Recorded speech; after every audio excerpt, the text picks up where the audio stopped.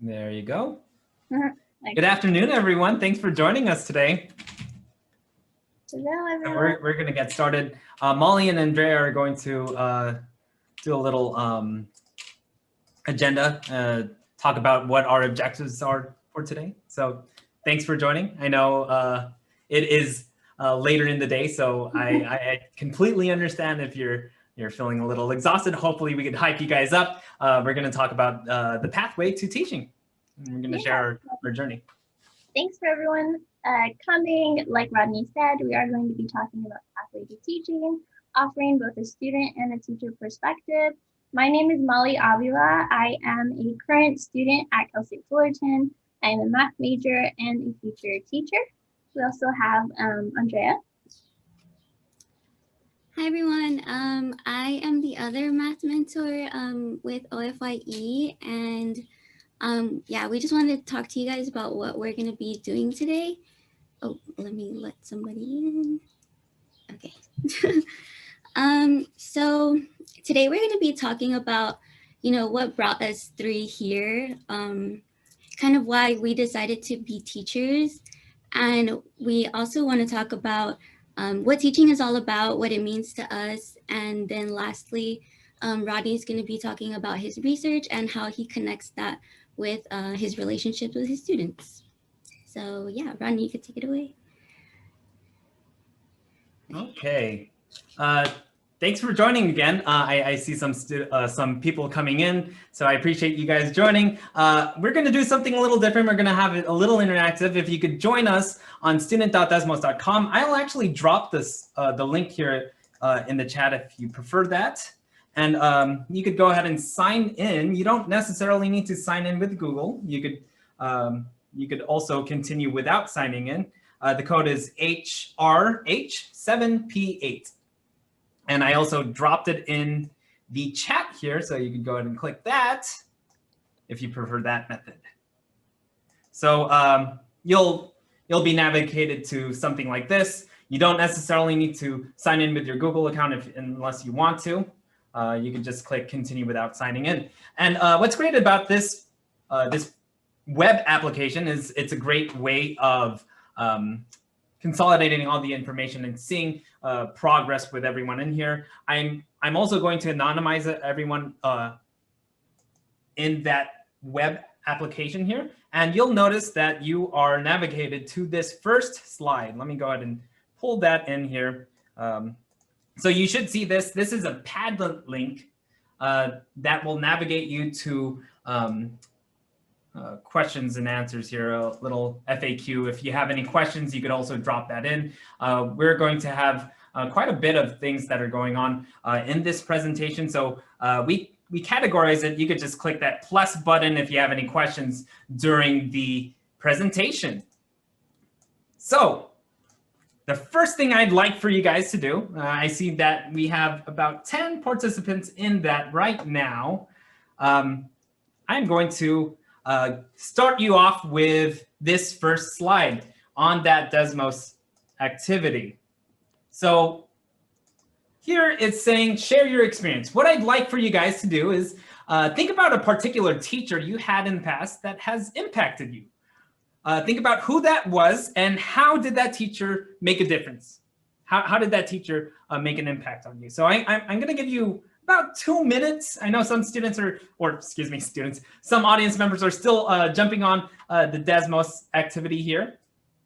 And I can see that right here. Oops, there you go. And we are going to give you some time, let's say 2 minutes on the clock, play some lo-fi music. If you guys noticed at the beginning, I use that quite a bit in my classroom just for transitional sake and lowering the effective filter here. So I'll just give you some time to jot some of your thoughts down. Now, I'll actually be sharing some of these as well later, but it will be completely anonymized. You could share as much as you want or as little as you want. Fun fact, on Desmos, when I click the anonymize button, you guys assume the identities of math mathematicians. It's great. I love this tool that we have here. It's been quite the staple that I use in my classroom.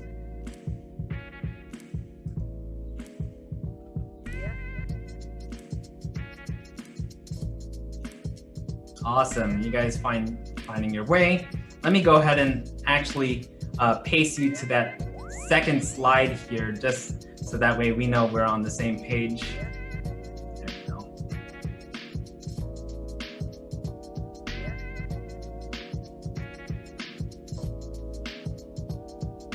I hope everyone's doing really well. I appreciate you guys joining us for today. Molly and Andrea and I have some really fun talks and discussion about our journey at Cal State Fullerton, especially the pathway to teaching.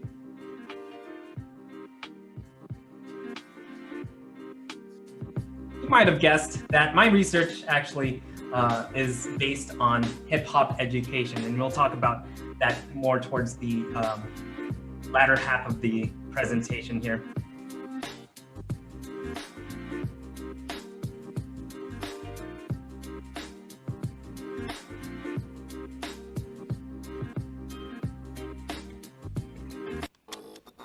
All right, so that is 2 minutes.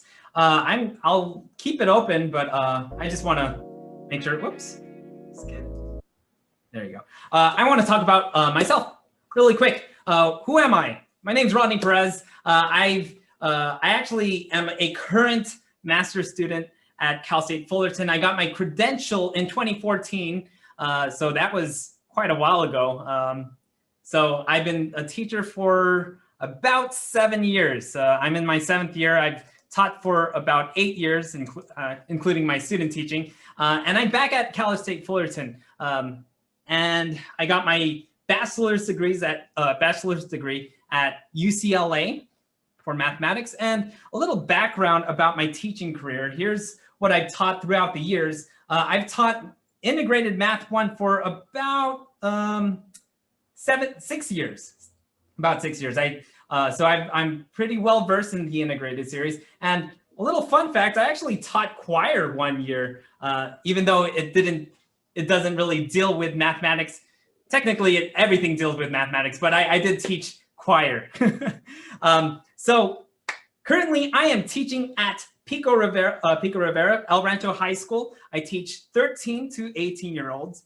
And you may or may not know who Rita Pearson is. Some of you may have seen her TED Talk a few years ago.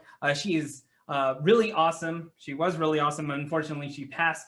But one thing that really struck me when I first watched that, that's awesome. Some people said they graduated from cousins and family members at El Rancho. That's really cool. One thing that really struck me when I watched that really is the teaching philosophy she had. This kind of culminates everything about that TED Talk. Kids don't learn from people they don't like. And that really resonated with me. So I'm taking that from her, I'm just borrowing it. And then the daily mantra. Now, if you're at Cal State Fullerton, you're probably, if you're interested in doing the education program, there's gonna be some courses that Molly and Andrea are going to be talking about. This was actually from an assignment from, I believe, EDSC 340. They've renamed it. I think it's cultural diversity in education, but before it was multicultural education. It's pretty similar, but one of the assignments was to create your daily mantra. And this daily mantra is supposed to ground yourself in why you teach. It's a constant reminder that you have. I actually have it on my phone. It's a reminder and grounds myself, and I always go back to it just to help me figure out why or think about why I started this. It's be the rabbit hole, and that actually means a lot to me. Be the rabbit hole, it means to instill curiosity in students, explore mathematics, and also that it's a journey and a process. So you're gonna have fun with that in EDS 340. So a little background about my school community that I teach. I teach at El Rancho, and if you look under the ethnicity category here, that 98.1%, almost 98% 0.8% here are actually students who are Hispanic or Latinx. Under that, there's 0.7% who are white, students who are Asian, students who are Black, Filipino, 2 or more races, Pacific Islander, and then we have Native American. Now, the school that I teach at is actually pretty similar to the experience I had when I was going to school during high school. So it really means a lot to me that I get back to the community. So here, the right side, we have the subgroups. We have about 70% of my students who are socioeconomically disadvantaged. So what that means is that they get free reduced lunch. And then we have another significant subgroup, students with disabilities. This category is none. And here we have learners of English, foster youth, and then homeless, just to give you an idea of where I teach. Now, just to model my classroom, I have prepared a little quick lesson here. You might notice that there's 6 pictures of Clorox wipes. This is what I usually do in my classroom. I usually bring context out in the real world, and we put a math spin on it, right? I'll just show this to them, and I'll have students generate questions from it. One thing that's really cool about the pedagogical tools you do learn, there's a really nice one that we usually use in math. It's called "What do you notice and what do you wonder?" And why do we do that? It's because it has a low affective filter. Everyone has access to the content. It's a low floor, so everyone can participate. You're just stating, what do you notice? What are your observations? Some students might say, oh, there's Clorox wipes. And some might even dive in. There's 2 flavors. There's lemon scent, and then there's I don't know what the other green one is. And then there's different amount of Clorox wipe cans, and then we delve in it. So this is actually something that happened to me. My wife told me to go to Target, and she said, go buy Clorox wipes. So I go to Target, and I walk out the Clorox wipe aisle. But mind you, this is pre-pandemic, so it's kind of hard to find Clorox wipes now. But I'm kind of found in this situation where, like, which one do I buy? And I'm hoping that my students will actually generate that same question, because that's what I would be thinking. Like, which one is the best buy here? There's different amounts of Clorox wipes, and then there's also different prices on these. And that's where I kind of start off my class. I pull in some context grounded in their cultural funds of knowledge and their understanding of the world. So let's go ahead and transition into why I do that. So in other words, why teach? Why does anyone want to teach? Let's go ahead and take a step back a little and take a look at some of the statistics here. 33 out of 42. In the chat, you guys can type in the chat here, what do you think that represents? What do you think that represents? I'm going to give you some time. Go ahead and type it in. What do you think 33 out of 42 represent? It's my bank account. No. Is it my age? No. Almost. I'm almost there. So I'm going to give you some time to think about it. What do you think 33 out of 42 represent? Okay, I'm getting some direct messages here. All right, so 33 out of 42 actually represents the US ranking in 2018. This is pre-pandemic here. US ranking in 2018, according to the Organization for Economic Cooperation and Development, on the Program of International Student Assessment. Now, this assessment is actually, this is done yearly. Unfortunately, we haven't been doing it as of late, but we've been consistently, we as the nation have been consistently ranked in the bottom third for the past 15 years. This is math data here. And even more so, we're having a teacher shortage. We're actually continually outsourcing teachers from other countries to teach in secondary ed. Now I'm going to dive in just a little more. If you can, actually, let me go ahead and get back on to, whoops, Desmos here. Is going to change this, paste. Okay, so everyone go ahead and get on to slide 3 here. I'm just going to put you on to slide 3. And I want you to think, what do you think this represents? I'm going to give you a minute to write down, jot some thoughts. So this is another, what do you notice and what do you wonder? I just want to model a little more of what I do in my classroom. You're given this diagram. I just want you to make some observations here. I'm going to give you 60 seconds here.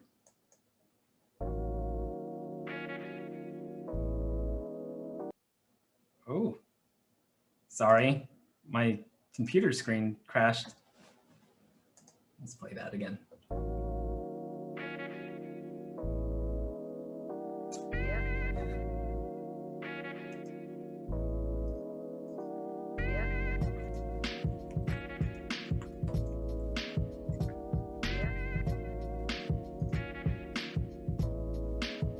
Oh, interesting. I'm actually going to share with you guys in a few moments what everyone has written.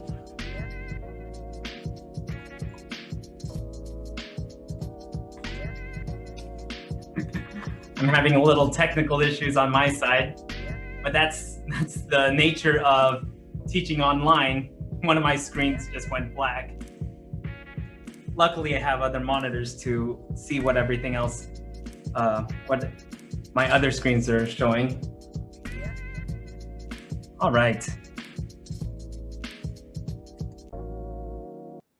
Okay, so I'm going to go ahead and show this. Let's go ahead and see what some of our colleagues have written. I noticed that there's a gap. There is a gap. Okay, I can see that gap. And I don't mean the one that's in the malls, not Banana Republic and Gap clothing store. I wonder if this has to do with students.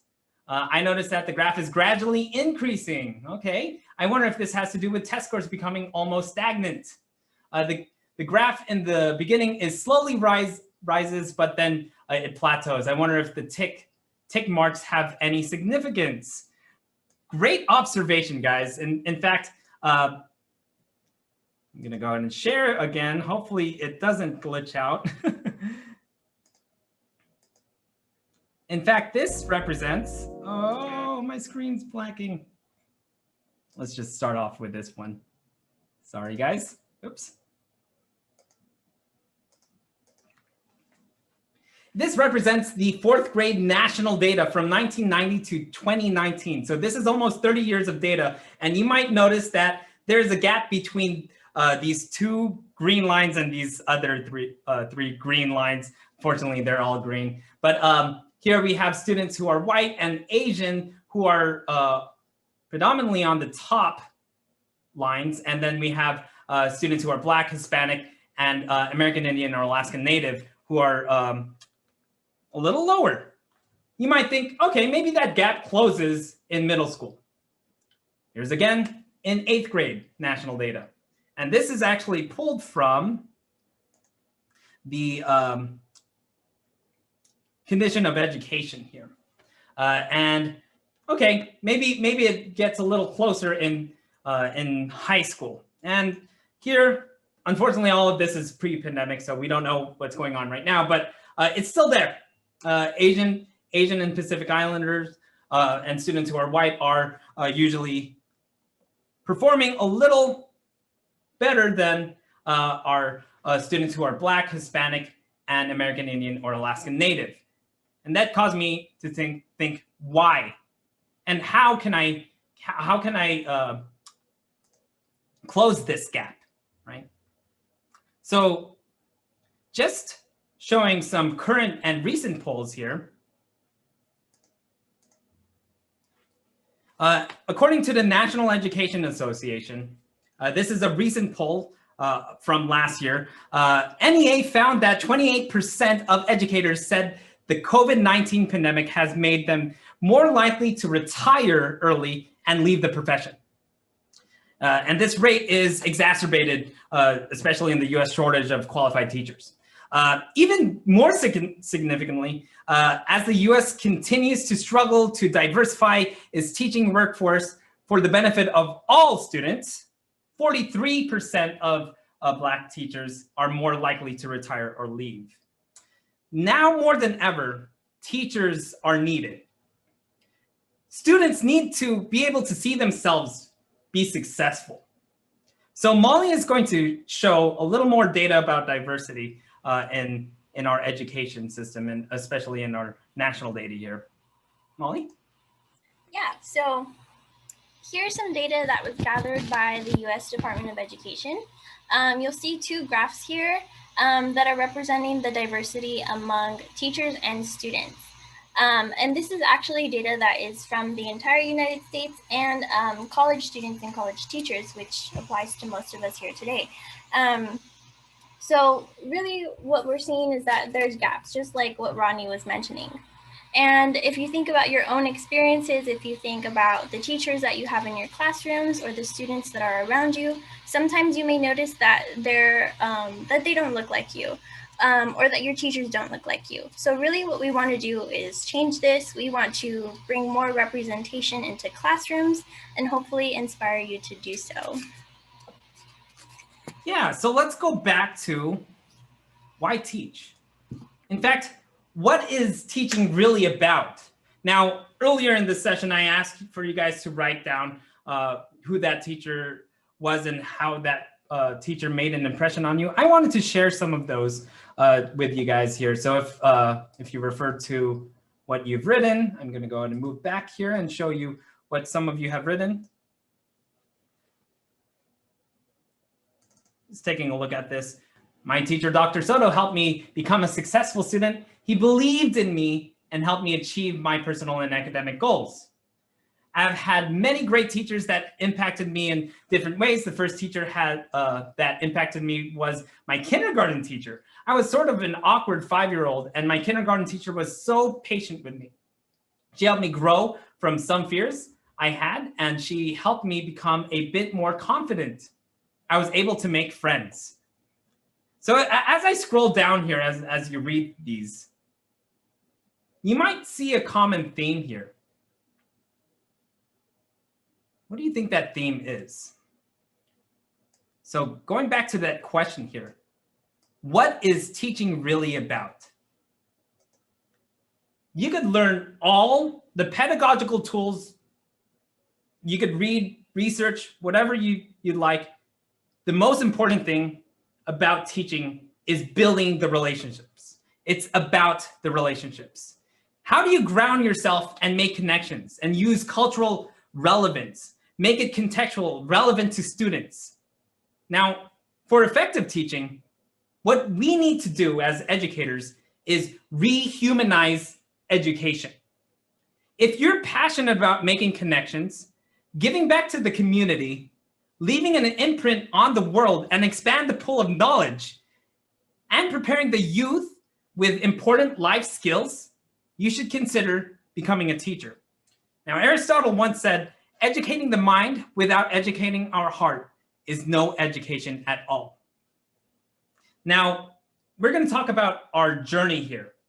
Molly and Andrea are actually going to share their path, their current path, because they are current students at Cal State Fullerton, just like you guys. So Molly and Andrea, if you could take it away. Yeah, so both Andrea and I are going towards this goal of becoming mathematics educators. We have had some differences along the way, but where our paths align are in these 3 points here. So we have the secondary education courses where you will be able to expose yourself to the world of teaching. You get some great experiences in those classes. There are opportunities and other experiences that you can have that will teach you more about your career interests, and we both did that in various ways. And then professional learning communities, or just communities in general. Building up a group of people that are like-minded and can provide support to you. Building up those relationships, like Rodney was saying, is super important and has been really impactful in both of our journeys. So now moving on to our journey specifically. So in my path, I always knew that I wanted to be a teacher.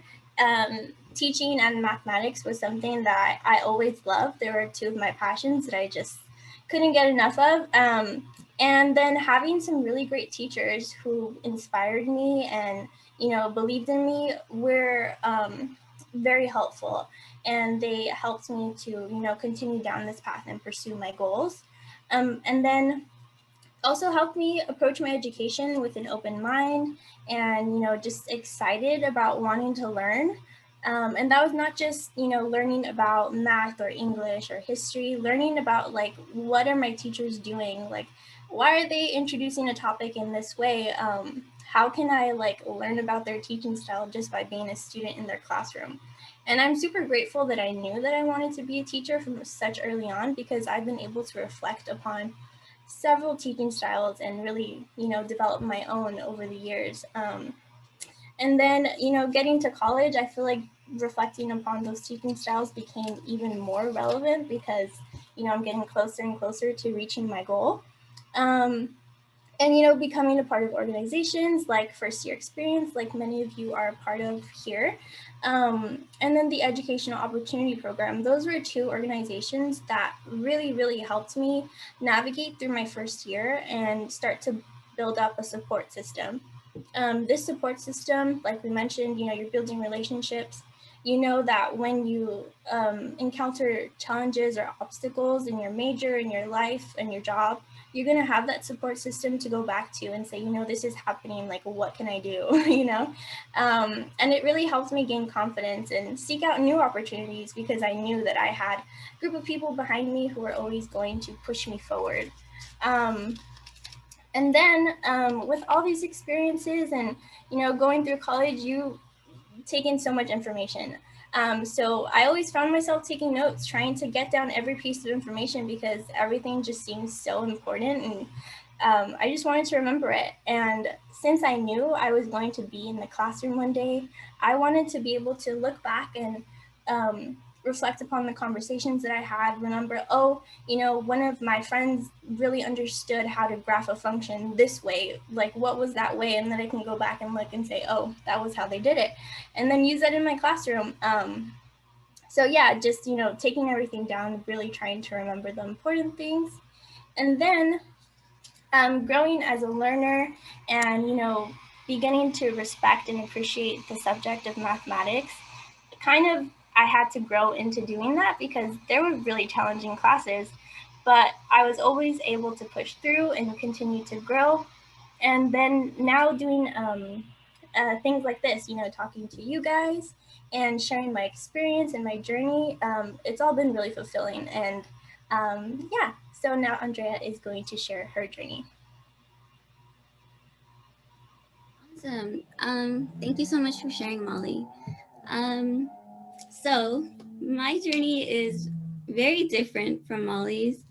As she mentioned, she always knew that she wanted to be a teacher, but for me, it wasn't always like that.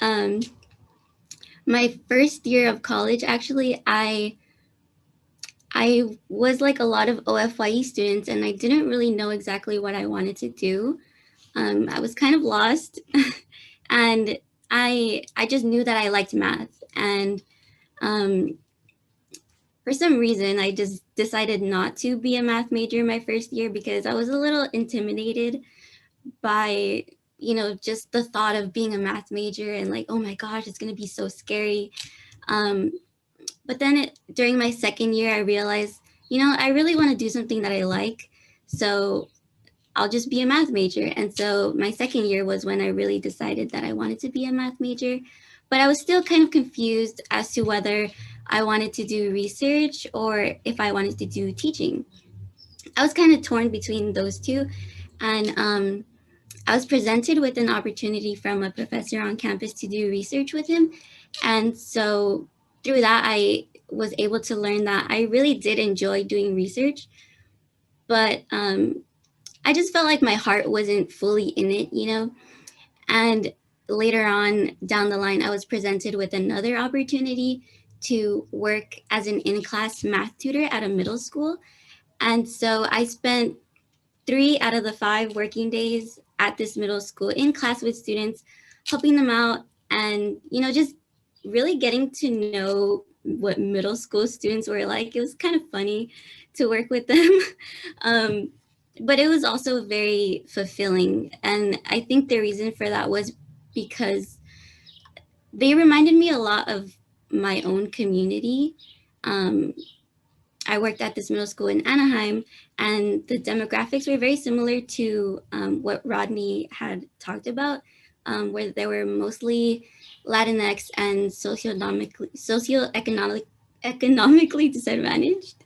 And that's the same community that I grew up in.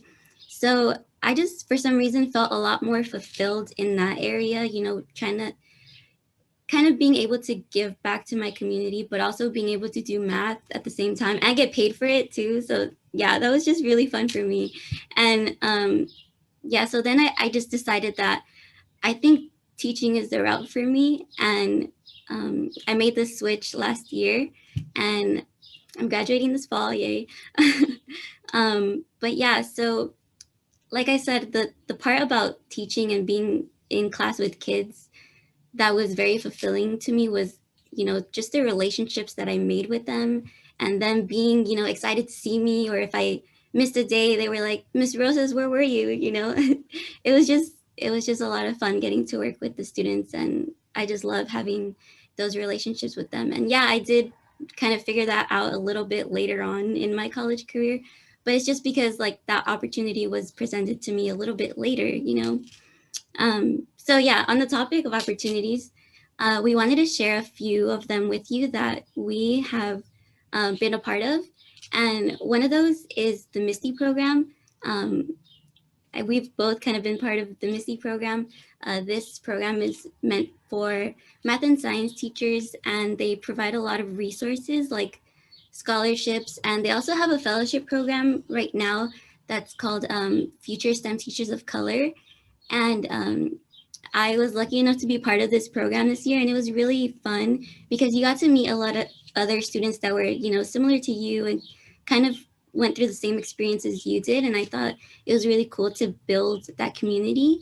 And yeah, I know that Molly has also done a lot of cool things on campus and has been part of other publications and stuff like that. So can you share a little bit about that, Molly?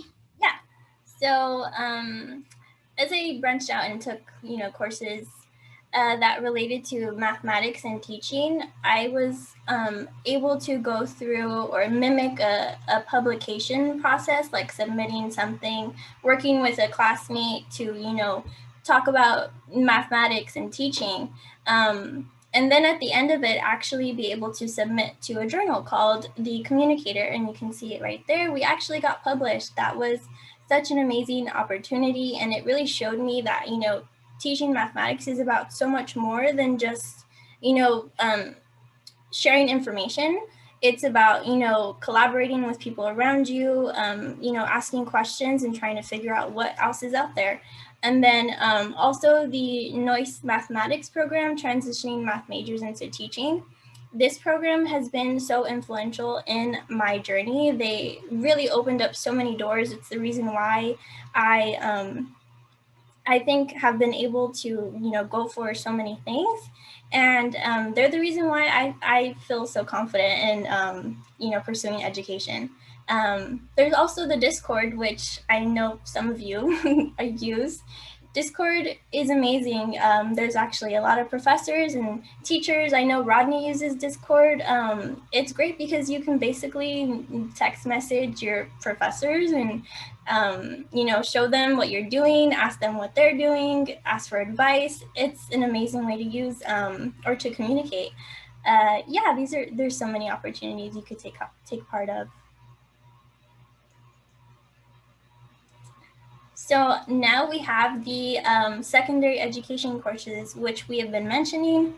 And a great way that you can, start to experience what teaching really means is by taking one of these courses. And as a student at Cal State Fullerton, we have to take an upper level GE course, which any of these classes would qualify for. So, you know, you're kind of doing two things at once. You're fulfilling one of your requirements, and you're trying to discover new opportunities, you know, just try and find out if you like teaching, if it's something that is for you.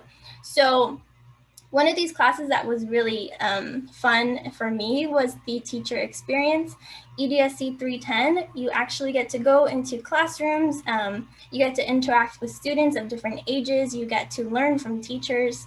It's such a great experience. I think Andrea is taking EDSC 320. Do you want to share about that class?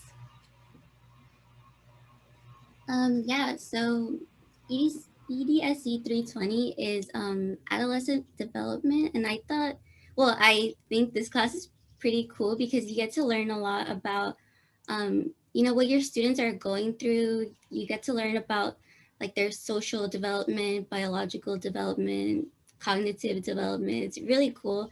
And I feel like this class is very helpful when it comes to kind of getting to understand what your students are going through, what kind of challenges they may be facing during their middle school or high school years. I know Rodney really likes EDSC 340. So if you could share a little bit about that. Yeah, so EDSC 340, I talked about how you had an assignment to make your daily mantra.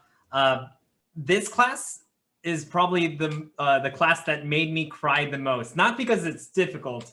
Well, you will have difficult discussions in that class, but you really learn about yourself. There's a lot of self-reflection and reflecting your identity, your cultural identity with others, and building this community with other peers and your classmates. So yeah, that class really hit home and really opened up my eyes.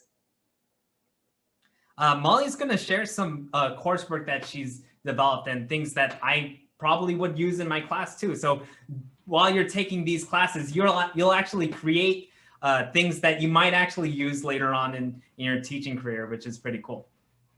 Yeah, so if you decide that teaching is something for you and you take these courses, they are so helpful in preparing you for, you know, creating materials that you'll actually use in a classroom. Over the courses that I took, you know, all those combined, I eventually created a whole unit. I guess polynomial functions were something that I really enjoyed. So every time I had an assignment to create a worksheet or a lesson plan, I chose polynomial functions. So when I look back at my work, I was like, I have a whole unit here that I could use. I actually made a poster, if you go to the next slide, about polynomial functions, which is something that I could print out and put in my classroom one day. So these classes are fun and very useful. Yeah, I would definitely use this poster in my classroom when I, go back to physical classroom here. This is a really awesome poster. I would just plaster that on the wall. Awesome. Now, I'm going to talk about my journey, the teacher perspective here, and the Cal State Fullerton credential and graduate program. So I actually came back to the credential program at Cal State Fullerton because, one, the faculty members are really supportive, and I have great confidence in their preparation of teachers. So I actually came back here because of that. And my journey throughout that, they were very supportive throughout my whole journey. And through you have all these opportunities that are given to you when you go into the credential program. So there, Andrea and Molly just talked about the Noyce Foundation and MSTI. That's also given at the credential level too.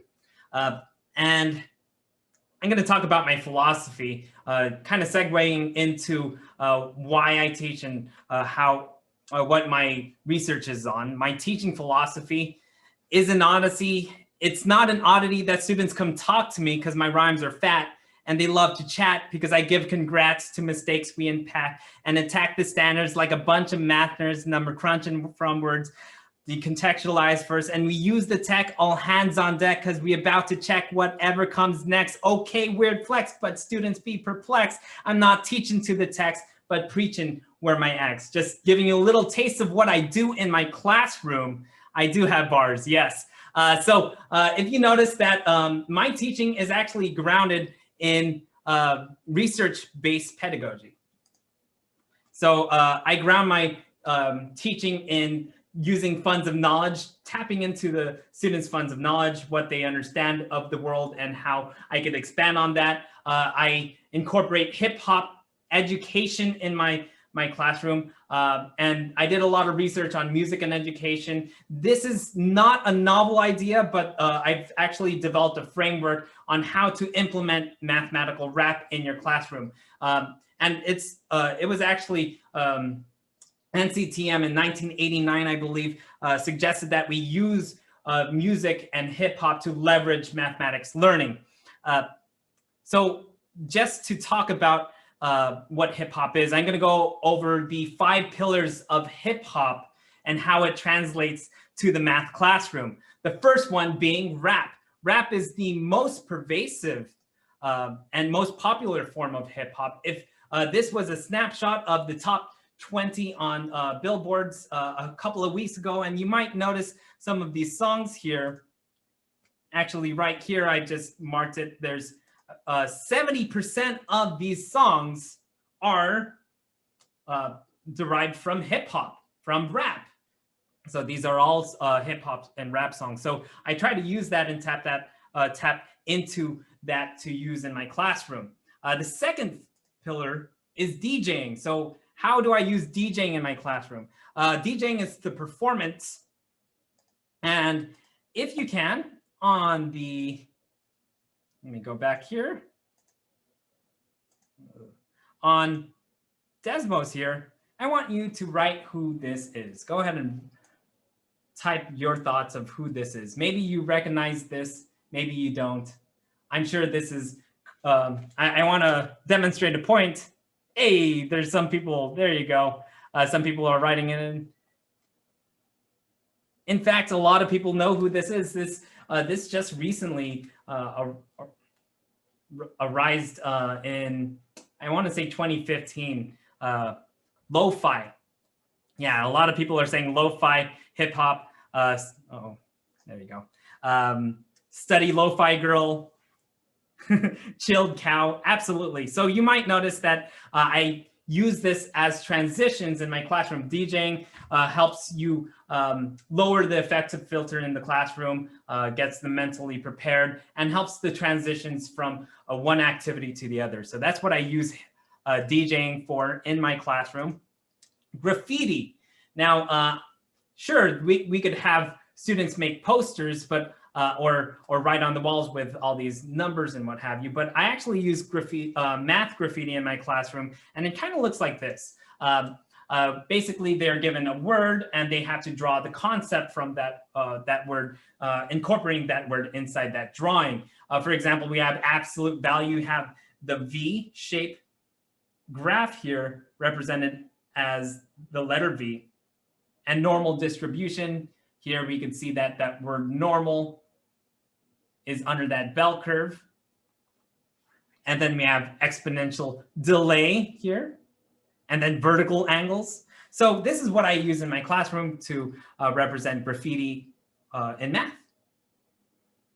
Next one, breakdancing. You might have seen this poster before on the internet, mathematical dance moves. In fact, there's a whole movement going on, started by Sarah Vanderwerf and Chris Lizniak. They actually presented a couple of years back at CMC, which is the California Mathematics Council. They presented their work on math movement, and what that entails is basically getting students moving and grooving while they're learning math. And I actually use that in my classroom all the time. Here, they actually perform an act or isolate their positions, and the solution is basically how many contacts they have on the floor. I also use math yoga in my classroom. So sometimes when we're developing the ideas of transformations, I'll have students stand up, and then they actually perform that transformation in the class, in their bodies. So this is something that I've done in the past. Good job. Nice position right there. That's a good parabola. Great So parabolas here. you notice these are parabolas. Got it. They notice they're squatting. It's because the constant in that expression, the parabolic expression, is negative. So you're subtracting from that x squared. Things that I do in my classroom. And then finally, the last pillar of hip hop is fashion. And what does fashion represent in hip hop? It means the outward appearance, how you carry yourself. But here, you could just wear a math shirt, but that's not what I really mean about how to implement fashion in hip hop. It's more about the disposition that students have, not necessarily what they wear. So really, it's about building that mindset, growth mindset in the classroom. How do you build the productive struggle in your classroom and have them try and go through the iterative process? Understand that making mistakes is important so that way they can learn. And the power of yet, if they don't understand something, they could still try to approach the problem and come up with different approaches and ways of solving that specific problem. Now, that is the 5 pillars of hip hop amalgamated with education. Now I'm going to talk about my research. My framework is called the 4 levels of implementing mathematical rap in your classroom. Sounds like a mouthful, but there's only 4 levels. Now, these 4 levels aren't meant to be implemented one after the other. It's not consecutive. They're just more like tiers in terms of implementation. So I'm going to talk about all these 4 levels if you come along with me in this journey. That first level is actually using music to transition. We've already done that. And actually using little jingles. This is actually used often in class. Maybe you'll have a choral response and everyone saying the same thing. This one I have a quick example of the stretch factor of parabolas. When A is greater than 1, then stretch your arms to the sun. When A is less than 1, show them your big old guns. So notice that as A is between 0 and 1, you're actually stretching your parabola. So there's kinesthesia involved and also a little jingle that they can rehearse, right? So this is pretty low effective. It's just recalling some of those ideas. Now, as we get to level 2, we start analyzing rap. Now, on the right side here, you might notice this is U inverse is dealing with inverse operations and inverse functions by algorithm. I might use my raps. I assume the name algorithm when I'm rapping with my students, and then sometimes I'll pull some raps from other artists because there's so many resources out there. So here, usually when I'm implementing level 2, I read or rap the rap once. The second time, I do it again, so that way they can fill in the blank. And the third time, I have the students analyze. So this is called a technique called close reading. So students will just fill the vibe the first time. The second time, they try to pay attention to the important concepts behind it. And then next, we analyze and decontextualize the rap. So this rap goes, I usually have a beat, but it would be, listen to the verse about the inverse, gotta do the reverse from last to the first operation in equations, inverse function isolation is amazing, the connection, X is Y is the reflection, A. So that is about 20 seconds, maybe less, but so we went over 2 major concepts of inverses within those 20 seconds, and we're actually, we would actually decontextualize this, deconstruct what each of these lines mean. So for instance, this first concept that says, listen to the verse about the inverse, we're talking about inverse operations and inverse functions. you got to do the reverse from last to the first. So if you're given a set of instructions, operations here, you would start from here. We multiply 2, subtract 5, and divide by 3. We would start from the last to the first. So here we're going to do the reverse, which is multiply by 3, divide 5, add 5 and divide by 2. Operations and equation. Inverse function isolation. It's amazing. The connection x is y is the reflection. And they might want to highlight some words like x is y is the reflection.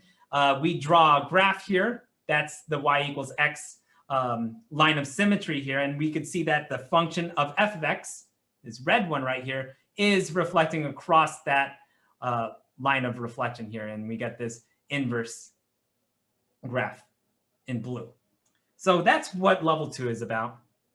Now we're going to switch gears here because all of this is more about consuming knowledge. We're going into more authentic learning here where students are actually producing the knowledge. In level 3, students are actually creating their own rap. And there's a lot of reasons why this is such a great opportunity for them, because they get to rehearse their rap and they're creating their knowledge. They're pulling context, cultural funds of knowledge from what they know, what they understand into the rap. And they tap into their creativity to leverage learning for mathematics. So here's an example of one of my students here. Give me one moment, making sure that my audio's okay, great. This is not a rap battle, most of y'all can't step to me. Open up your eyes and let you see the inequality. 10 plus 2x is greater than 3. Well, I don't think nothing of it because I'm not for me, but I'll show you the steps. This is next. First you isolate the variable, that's the x. Then you take away the 10, then you do it again. It's all simple when you listen to these words, my friend. And I know you know that the 10s cancel out, and all you're left with is 2x minus 7. And I did it rhyme, but I didn't have time. But back to this, man, all you gotta do is divide, and that's what's left with your answer. Pretty simple. 10 is greater than 7 over 2, dude.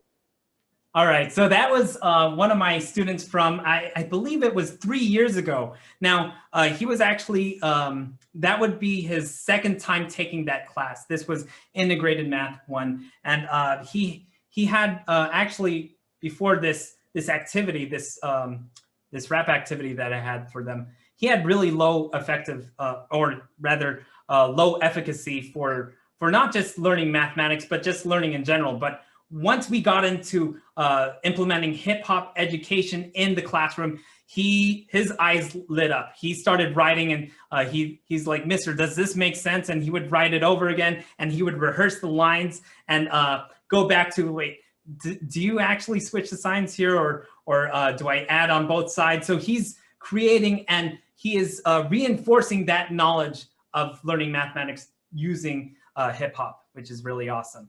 And then we have the 4th level. Now, the 4th level is pretty similar to the 3rd level, where this level is really about publication and production. So through publication, students actually go through the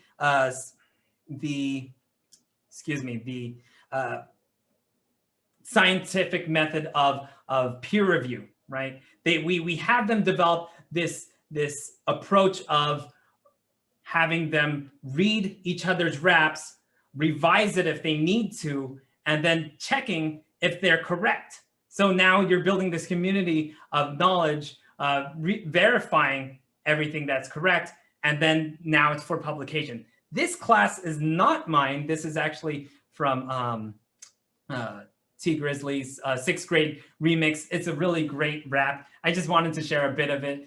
These 6th graders were really hyped up, especially throughout the whole time they were building this video for everyone.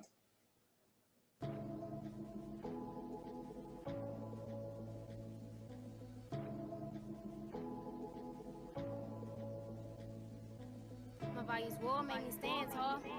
My values will make me stand tall. When I'm in class, I'ma give my all. Show all my classmates how I really ball. Milwaukee excellence is my spot. I need to be taught right. I'm so focused to go and do something with my life.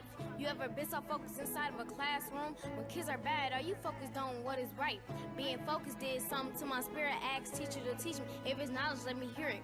Look at me now, like a league, I'm engineering. Education is contagious. If you want some, just come in and respect. It is something that I do so well. All I do is treat others how I treat myself. I'm focused. I'm telling you that I will not fail to get to college. I need knowledge, they're on parallel. Hard work is on me. What you know about relating to striking? I do no. All right, I'm gonna go ahead and stop that just for the sake of time. But you notice that her disposition of mathematics might have changed from her prior years because we're able to implement hip hop in education and leverage that mathematical learning.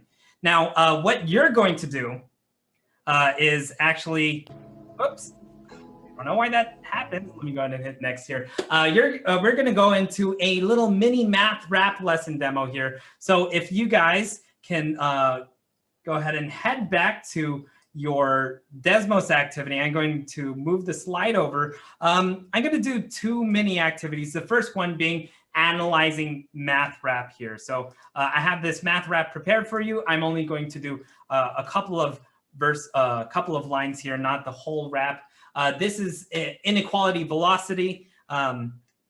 So if you could go ahead and follow along, what we're going to do is I want you to fill in the blank if you can. Listen to the vibe. I'm only going to read it once just for the sake of time, but listen to the vibe, try to fill in the blanks, and then we're going to deconstruct this, decontextualize this. So let me see if I have that audio. I might have to change this because the syncing is a little weird. So give me one moment. Let me play this. I'm going to go ahead and try to do a live performance for you guys.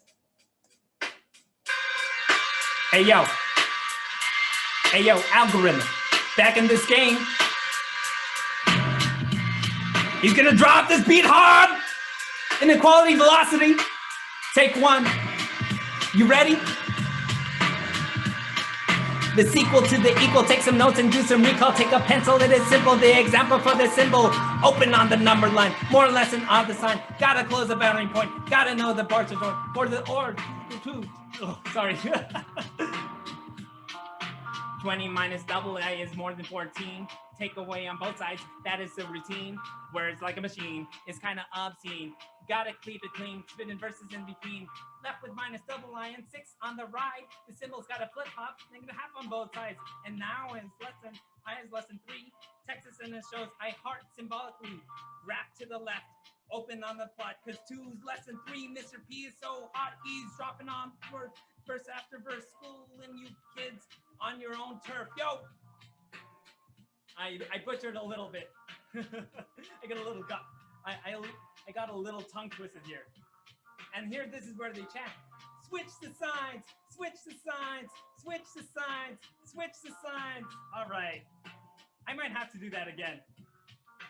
Let's start from the top. The sequel to the equal. Take some notes and do some recall. Take a pencil. It is simple. The example for the symbol. Open on the number line. More lesson on sign. Gotta close the boundary point. Gotta know the bars are joined. For the or equal to. Listen up. You got no clue. 20 minus double I is more than 14. Take away on both sides. That is the routine. Words like a machine. It's kind of obscene. Gotta keep it clean. Spinning verses in between. Left with minus double I and 6 on the right. The symbol's got to flip up. Negative half on both sides. And now we are left with I is lesson 3. Texas and shows I heart symbolically. Graph to the left. Open on the plot. Because 2's lesson 3. Mr. P is so hot. He's dropping these words. Verse after verse. Schooling you kids on your own turf. There you go. Hopefully I redeemed myself, but that was, I butchered that first time. I guess I had to read it twice. So what I'm gonna have you do is actually have you work on this. I want you to try to fill in the blanks. There's some tools on Desmos that you could use. I usually do this physically, but we're gonna do this virtually here. You could use the text tool and start filling the blank. What words here did I use? Rap battle, Molly. That's funny. So I'm going to have you guys try to fill that out. I'm going to give you some time. So here in this first one, it says the sequel. Just for the sake of time, I'm going to go ahead and go through this. The sequel to the equal. So we're talking about equal. Take some notes and do some recall. Take a pencil. It is simple. The example for this, and then I'll have a choral response, but usually this is a little weird that we're in virtual. You could try to unmute, but timing is a little weird. The example for this symbol. Open on the number line. More or less than are the sign. Gotta close the boundary point. Boundary point. Gotta know the bars disjoint. For the or equal to, listen up, you got no clue. So usually they fill in the blank, they listen to that, and then we break this down. And the tools aren't one-to-one. I mean, if you're using a mouse, it's going to be difficult. But first, I'd have them highlight some important words. Now, I'm just going to demonstrate that they might say equal might be an important word, so they'll highlight that. Maybe we'll use the thicker marker here and highlight equal. And then they might say symbol is an important word, open and number line. So they're highlighting some key ideas more or less than, and then close, boundary points. So we're highlighting key ideas about inequality symbols. Got to know the bars disjoint. For the or equal to, listen up, you got no clue. So usually when we do that, I give them some time, but since this is a quick workshop, they would just write down some ideas on the right side. The sequel to the equal, we would just write down all the inequality symbols, right? The sequel to the equal. There's other symbols. We have more than, less than. It even says as more than and less than are the sign right here. More than and less than are the sign. Open on the number line. So if we were to draw a number line right here for that specific idea, we would have some point, and then we would have open on the number line. More or less than are the sign. So if it's open, we would have that. So here's an example that you would have for inequalities when you're graphing it on a number line. Now the other one's gotta close the boundary point. You would have some graph like this. Now the boundary point, that's a boundary point. Got to know the bars disjoint. So for the inequalities, what does disjoint mean? Notice that we have a little bar that's disjoint from that inequality symbol. So that's a little quick thing that I do with my students. This is a level 2. And now we're going to try to implement a level 3 right now. Just a really quick way of demonstrating that. So I'm going to give you some time. And if you could join me on slide 6 here.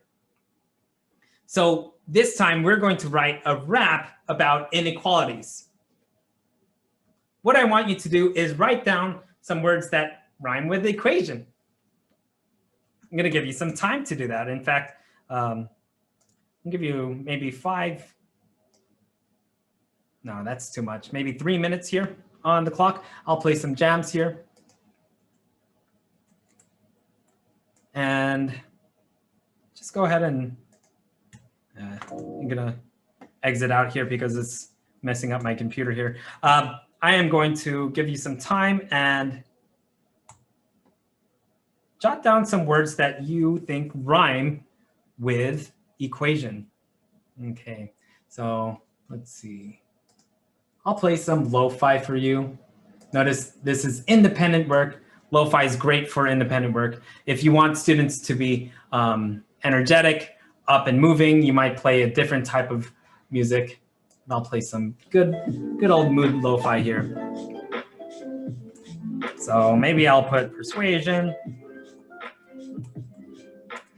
invasion, Asian, isolation,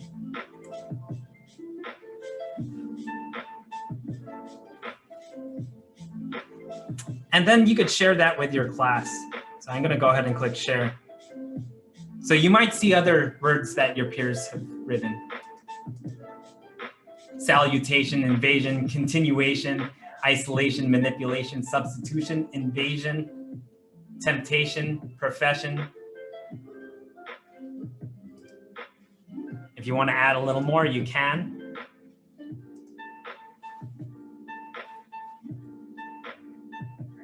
Craven.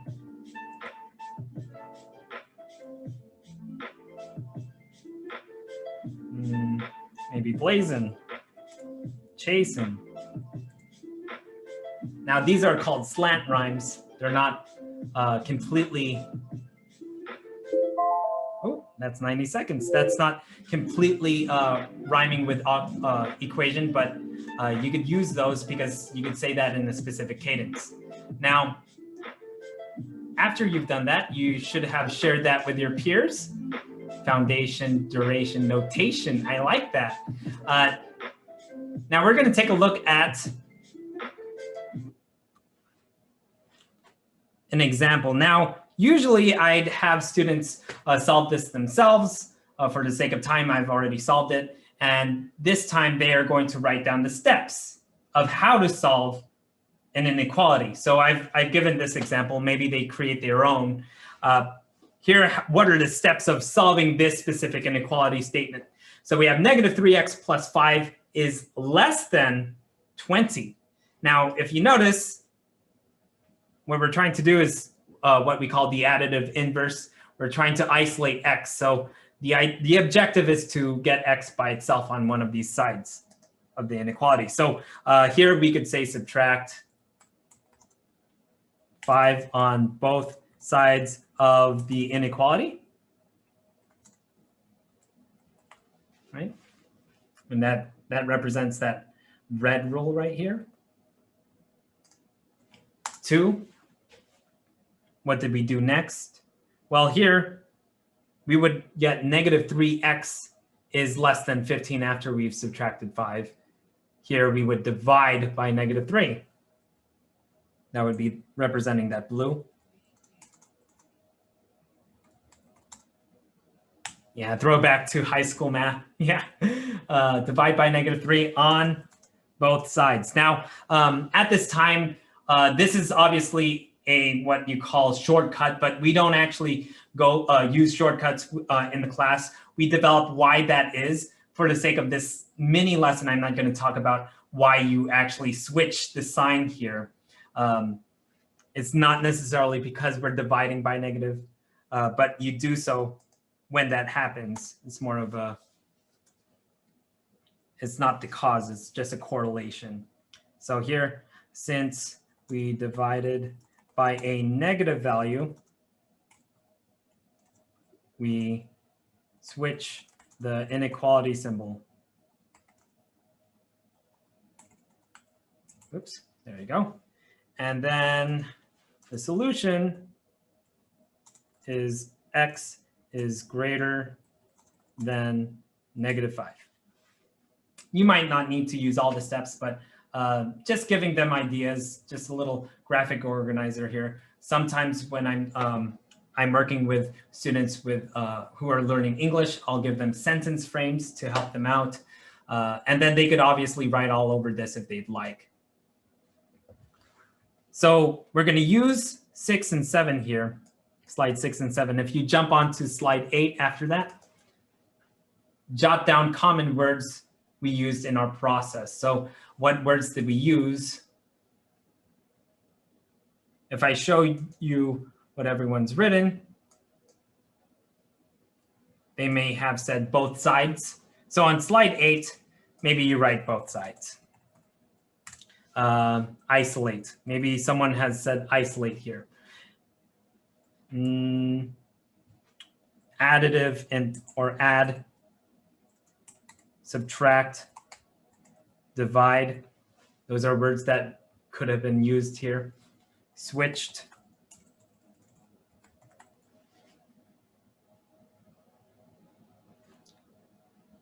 Right, I use switched. Yeah, we switched the inequality symbol. Maybe you want to use the word inequality here. So as they are writing down those words that we used in the process, they're creating their own word bank. Now, I don't usually do this virtually.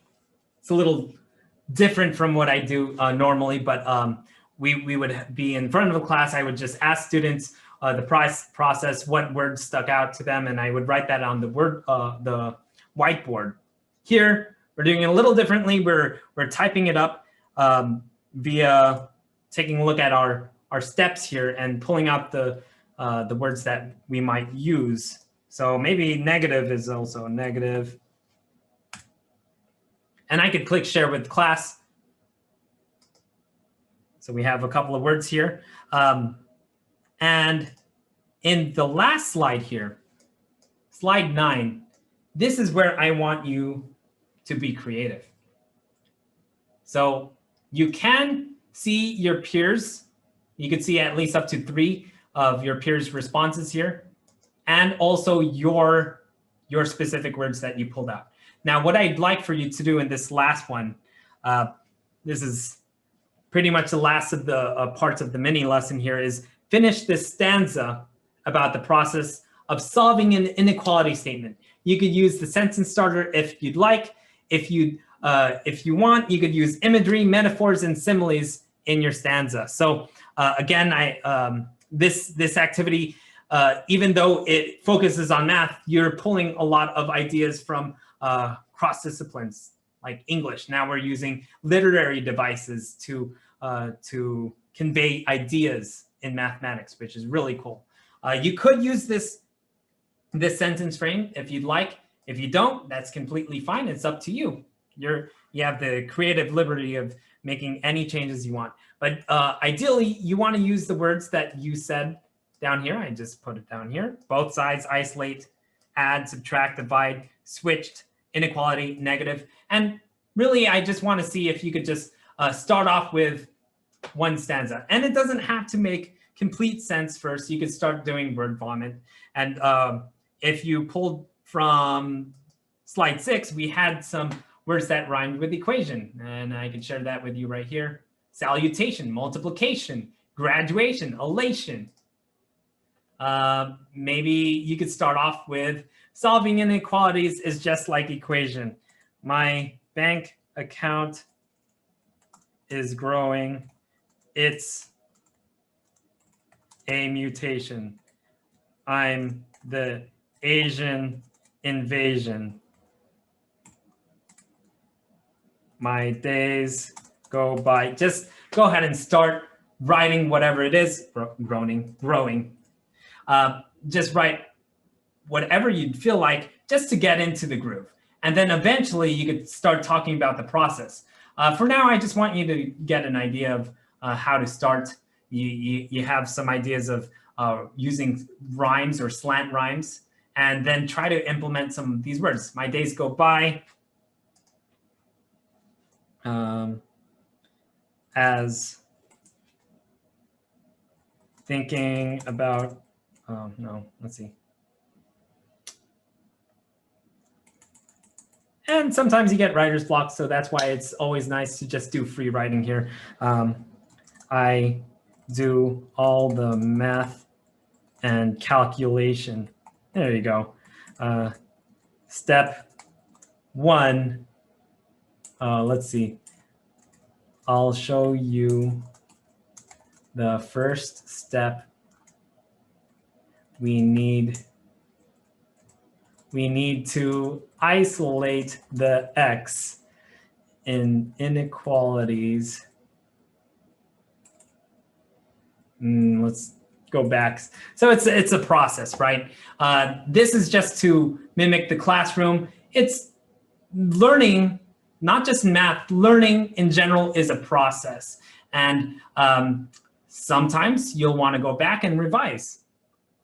So this activity allows them to rethink of what they've written down, reread it, rehearse what they've written, and maybe I'll play some lo-fi in the background where they'll try to sing it to a beat, right? So I'll play lo-fi and they'll just write. and try doing at least one stanza here. It doesn't have to complete the process, but I have solving inequalities is just like equations. My bank account is growing. It's a mutation. I'm the Asian invasion. I do math and calculations. I show you I show the first step. I'll show you the first step. So notice I need to go back and make sense of it. I'll show you the steps. We need to isolate the x. And guess what is next? It ain't perplex, right? So gives them the creative liberty to create their knowledge here and verify it as well with their peers. Anyone want to share their rap? They could also unmute themselves here. Any brave souls here? Molly, Andrea, can I show your bars here? You can show mine. Okay, so here's some of the audience members' raps here. I'm about to do some math. Let me show you how to act. Here's the first step. We want to isolate the x. Ooh, I love that. First we subtract. And then now you could go back to act. And that's the facts. Nice, I love this. So yeah, I'm gonna give you a little more time, just have you guys write. So that is essentially what I do in my classroom. You just went through implementing level 2 and 3 of math rep within the, I guess, 15 minutes here. Let me go back to my view presentation mode. So what we're gonna do, whoops, sorry.